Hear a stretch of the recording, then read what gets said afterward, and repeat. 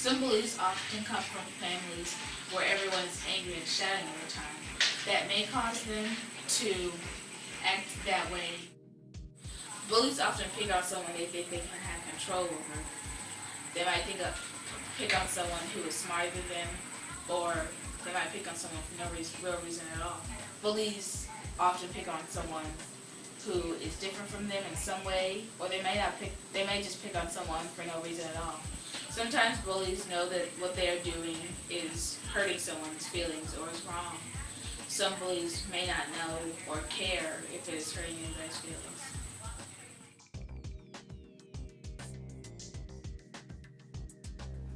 Hello, my name is Dr. Spoctor, and I'm here to tell you about Sarah, who was emotionally and physically abused by her parental units. She had no friends and no one to talk to about the abuse. She now takes out her anger and frustration out on others. So hey, are you coming to my party next week? Yeah. Who else are you inviting? I'm inviting that new girl, Maya, Talia, Day, Lena, my sister's coming too. Are you inviting Sarah? No way. If I invite her, she's gonna be all my guests with the party favor. I know. She's like such a monster sometimes. Right? Who you calling a monster? Nobody. Definitely not you. Come on. Hey, can I come to your birthday party? Oh, sorry. We can only invite 9 people. And I make 10. Sorry, all full.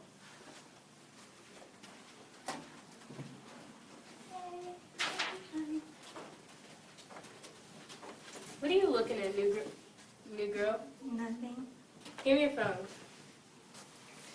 Miss Adams, Sarah took my phone. Why do you have it? Because I took it. Give her phone back, and after that, you will show her around the school. She is new to Westfield Middle, and we treat our students with respect. You do not bully. Fine. Here's your phone.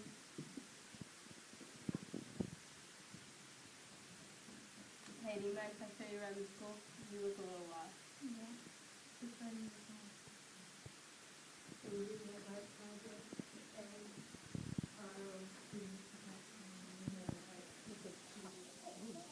Sarah's new friendship helped her talk about her problems and the abuse. Ashanti, Aisha, Maya, and Sarah all became great friends. They all even went to Ashanti's birthday party, and no one was leaving with party favors. If you know a bully, here are some ways you can help them stop bullying. Ask them to stop.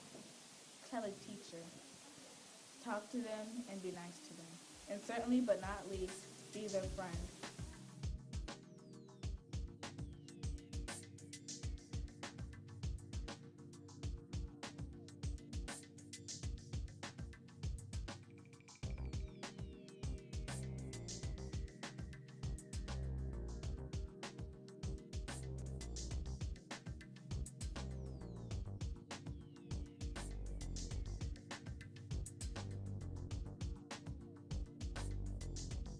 Hello and welcome to what I call our table talk session. So I'm going to ask you a few questions about bullying, and I just want to hear your feedback and your opinions. Okay, is everybody ready? Okay, so number 1, how do you feel about bullying? I feel like it could easily be avoided. It's like something that really shouldn't be happening, that is happening, and it's just bad. Well, I think it's really unnecessary because, just because you feel bad doesn't mean you have to go and, make other people feel bad just because you're feeling that way.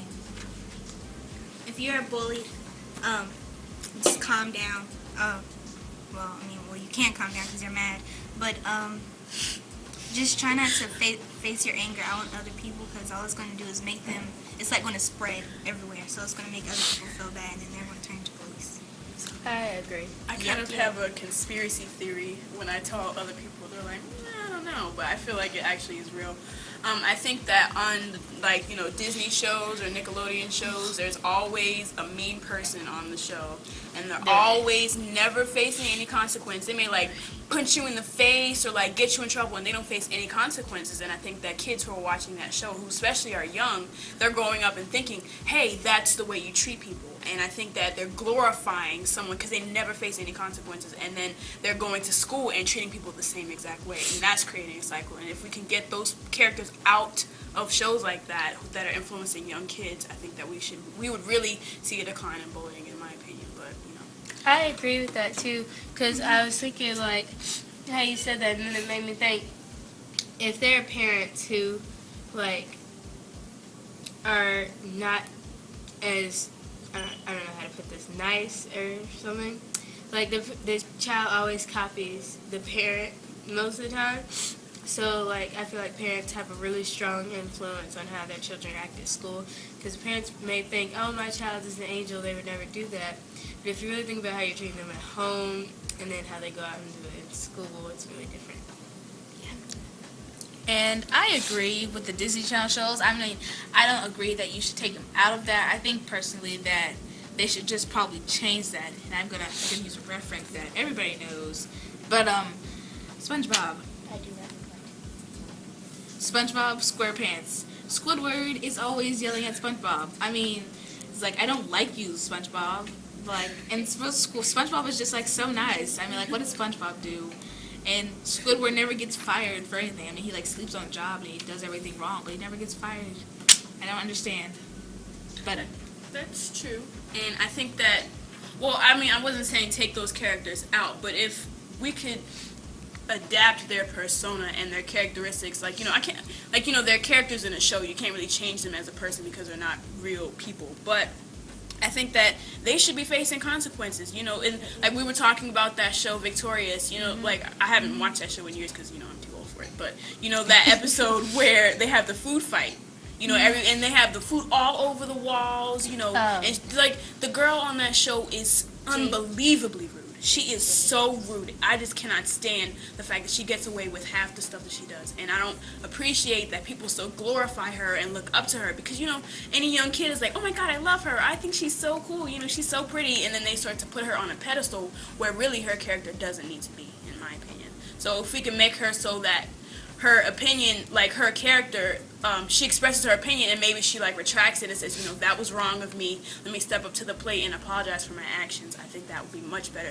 They can still have the mean girl and have the good girl come in and say, hey, that's not nice, and, you know, have all that persona or whatever. But if she takes responsibility for her actions and faces consequences like if they should in the real world, then that would solve it. Maybe. Agree. And I very much agree with what you're saying in that reference. Okay, number 5. Have you ever been bullied? One time when I was really... Oh, I'm sorry. Were you about to say something? What did you do? Oh, well, when I was really little, because I would, like, go around and I would have, like, natural hair. So, like, every one of my friends would, like, get their hair permed or texturized or get a texturizer. Yeah, that's weird. And, yeah, weave. And then they would tell me, you know, you should really get a relaxer or a texturizer. Relaxer, that's what I was looking for. And I really want my hair straight, so I would go home and, like, beg my mom, and she'd be like, why is it coming out, like, out of nowhere? And then I told her what was going on. She was like, it doesn't really matter. Like, your hair looks really pretty. So I went to school and I was trying to tell them, like, my hair looks really pretty. Just because you said I should get a texture, it doesn't mean I'm going to go out and beg my mom about one. I don't want to, like, sort of cut anybody off here, but I'm just, like, sort of, it connects. I was, like, because, you know, I used to go to a place where I used to go to a school back in Baltimore, Maryland, where everybody had natural hair, everybody had locks, and now I come here, and it's a mostly Caucasian school where everybody's hair was all... so salty. Oh my God. I didn't. So salty. Okay. Sorry. But where everybody's hair was straight and relaxed, and you know, that if there were African American people with natural hairs, they would have weaves or perms or whatever, and they would be like, why don't you just take your hair out? I mean, like, it looks so nappy, it looks so messed up. So I went and asked my mom, and was like, can I take out my locks? Can I get a relaxer? I was like, why? She's like, why? Like, everybody hates my hair. I mean, like, nobody likes me. Now I realize that my locks are beautiful. They're a part of who I am, and I can't. When I'm ready for the right reasons, I suppose, then I can take them out. But now, I think they're a beautiful way to show who I am. I was bullied like last year because I was different from everybody else. I'd always be doing the right thing, and everybody else would be talking and laughing and getting in trouble, and I'd always be perfect. Well, not really. And I'd never get in trouble, so everybody would go and bully me because I was trying to learn, and everybody else was just like, who cares about learning? We're just here because our parents sent us here, or something like that. And then they'd take out all their anger and stuff on me, and I was kind of soft last year. I'm still kind of soft, and what happened was I'd just break down and start crying because I could not take it. I really couldn't stand it. It was just really bad.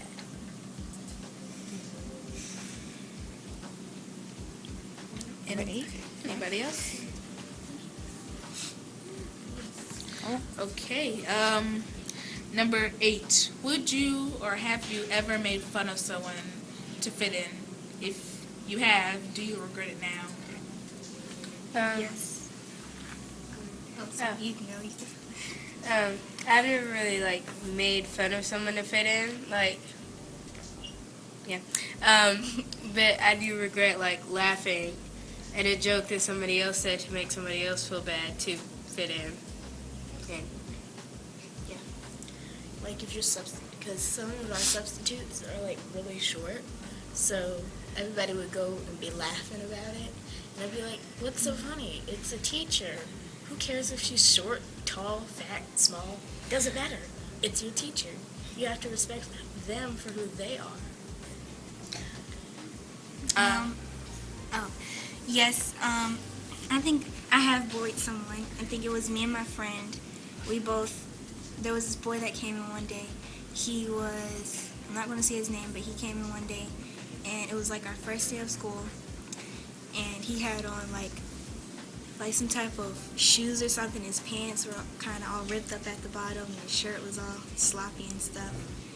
And his hair wasn't really combed. And like everybody, they just started laughing, and I started laughing because they had said a joke about it, and I said a joke about him, and then now I regret it about like talking about other people.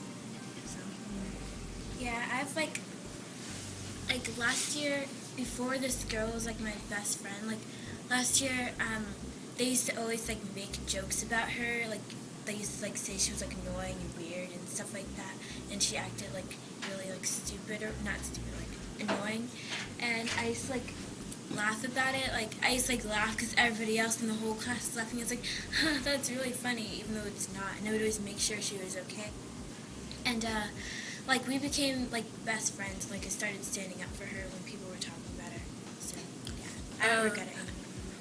I'm gonna say something real quick, but what Azaria was saying, you know, with something like that, I mean, you never know really what was going on with them. I mean, you can't just really judge someone like right from the back. I mean, you know, you never really know. I mean, for all you know, they could have been jumped right outside the door.